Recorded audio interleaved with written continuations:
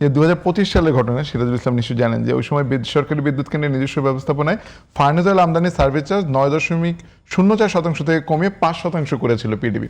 এবং তখন এই ইন্ডিপেন্ডেন্ট পাওয়ার প্রডিউসার্স অ্যাসোসিয়েশন বিপার তৎকালীন সভাপতি কে এম রেজাউল হোসেন বলেছিলেন এই হার থাকলে তারা নিজেরা তেল আমদানি না করে বিপিসির কাছ থেকে কিনবেন। কিন্তু পরবর্তীতে দেখা গেছে যে বিপিসি যে পরিমাণ এনেছিল এবং পিডিবি থেকে শুরু করে কেউই আসলে তখন তাদের কাছ থেকে এটা নেয় না। প্রায় 5 লাখের মতো ছিল মনে হয়, পরে 70,000 বা এরকম সামথিং কিছু একটা হয়েছিল। এটা এই কারণে উল্লেখ করলাম যে পরিবর্তিত পরিস্থিতিতে ব্যবসায়ীরা আসলে ভোল পাল্টান এবং তাদের সিদ্ধান্ত পরিবর্তন করেন, এই নজির আছে। হ্যাঁ, সুতরাং আমি আসলে মনে করি যে এই মুহূর্তে মানে বেসরকারি খাতের মাধ্যমে জ্বালানি আমদানির এই উদ্যোগটা কোনো ফলপ্রসূ অবস্থা দেবে না এবং বাংলাদেশে সুশাসন চাওয়াটা আসলে সোনার পাথর বাটি। এখানে কেউ সুশাসন নিশ্চিত করতে পারবে না এবং এখানে বড় বড় গ্রুপগুলো সরকারকে চালায়। অন্য সব খাতগুলোতে আমরা এটা দেখেছি। বেসরকারি আমদানি করা যে কয়টা খাত আছে আমি প্রত্যেকটা ধরে ধরে বলতে পারবো কিভাবে তারা মন্ত্রণালয়গুলোকে নিয়ন্ত্রণ করে। এক্ষেত্রেও তাই হবে। এই যে একটু আগে যে আরেকটা উদাহরণ এলপিজির ক্ষেত্রে শুনলেন যে কিভাবে অল্প 2-3টা কোম্পানি নিয়ন্ত্রণ করছে, এক্ষেত্রেও আসলে তাই হবে। সুতরাং সুশাসনের ওই জায়গায় চেয়ে লাভ নেই।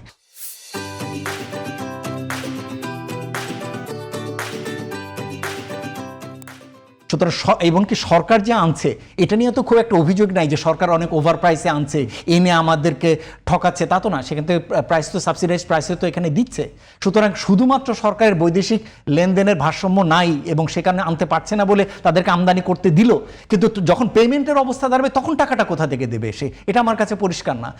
যে সমস্যার ভিতরে এখন আইপিপি গুলো পড়ছে, তারা উৎপাদন করছে বিদ্যুৎ, সরকার টাকা দিতে পারছে না, তার বদলে কি দিচ্ছে, একটা করে কাগজ দিচ্ছে, বন্ড দিচ্ছে, বলছে যে তোমাকে এই যে তোমাকে দিলাম কিন্তু তুমি এখনই ব্যাংকে এটা ইনক্যাশ করতে যেও না, কারণ ব্যাংকেরও আবার টাকা নাই।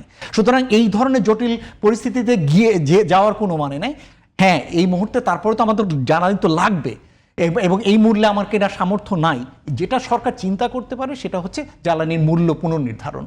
আমরা মনে করি যে আন্তর্জাতিক বাজারের সাথে মূল্য অ্যাডজাস্টমেন্টের এখন আর একটা সময় এসছে, যেন বিপিসির আর্থিক সামর্থ্যের মধ্যে যেহেতু হচ্ছে না, সুতরাং মূল্য বৃদ্ধি করে দিয়ে তার রেভিনিউ বাড়িয়ে এটা সংকট সমাধানের চেষ্টা। সেটারও আবার একটা রাজনৈতিক প্রভাব রয়ে গেছে, কিন্তু সেটাই হয়তো এই মুহূর্তের জন্য এখানে আপনাকে যোগ করতে পারি আমি, সেটা হচ্ছে 30 সেকেন্ড। ব্যবসায়ীদের যে বোল পাল্টানোর যে আপনি এটা নজির, আমি একটা নজির দিতে পারি। সেটা হচ্ছে তারা এক সময় আমাদের দেশে কিন্তু ভয়াবহ বিদ্যুৎ সংকট ছিল, 12, 13, 14 দিকে ব্যাপক লোডশেডিং হতো, 8, 10, 12 ঘন্টা পর্যন্ত লোডশেডিংয়ের নজির আছে। তখন ব্যবসায়ীরা বললেন যে আমাদের ক্যাপটিভে গ্যাস দেন, ক্যাপটিভে গ্যাস দিলে আমরা নিজেরা গ্যাস দিয়ে বিদ্যুৎ প্রোডাকশন করে আমরা ওইটা দিয়ে আমরা ইন্ডাস্ট্রি চালাবো। বিদ্যুৎ উন্নয়ন বোর্ড তখন একটা প্রস্তাব নিয়ে আসলেন যে ওনারা বললেন যে আমরা যদি নিরবিচ্ছিন্ন বিদ্যুৎ দেওয়া হয় তাহলে আমাদের ক্যাপটিভ লাগবে না। তখন কিন্তু বিদ্যুৎ উন্নয়ন বোর্ড একটা প্রস্তাব নিয়ে এসেছিলেন যে কিউসি নেই। এটা সম্ভবত 12, 13, 14 দিকে, এক্সাক্ট আমার সালটা মনে নেই, আমি সালটা দেখে বলতে পারবো।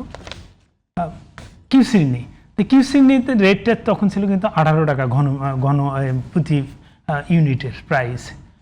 তখন ব্যবসায়ী বলছিলেন যে ওনাদের কথা ছিল, বিদ্যুৎ উন্নয়ন বোর্ড তখন বলেছিল যে আমরা এই কিউসিনি যিনি গ্রাহক হবে উনি বিদ্যুৎ ওনাকে নিরবিচ্ছিন্ন 24 ঘন্টা বিদ্যুৎ দিব, যদি না দিতে পারি তাহলে আমরা সেই যে সময় দিতে পারছি না সেটার জন্য যদি কোনো ক্ষতি করছে সেটার জন্য আমরা বন্ড দিব, চুক্তি করব। কোনো ব্যবসায়ী, একজন ব্যবসায়ী কিন্তু আবেদন নিয়ে এসেনি যে আমাকে নিরবিচ্ছিন্ন বিদ্যুৎ দেন। ওইখানে কিন্তু একটু টাকা শুধু বেশি ছিল রেটটা। তার আগে বললো যে আমাকে নিরবিচ্ছিন্ন বিদ্যুৎ দেন, আমি যে রেডি হয় আমি নেব। তারা নেন না। যাই হোক, নিশ্চয়ই আমাদেরও প্রত্যাশা থাকবে যে ব্যবসায়ীরাও তাদের সততার নিদর্শন রাখবেন, রাজনীতিবিদরাও রাখবেন এবং সামগ্রিকভাবে এই সংকট কাটবে।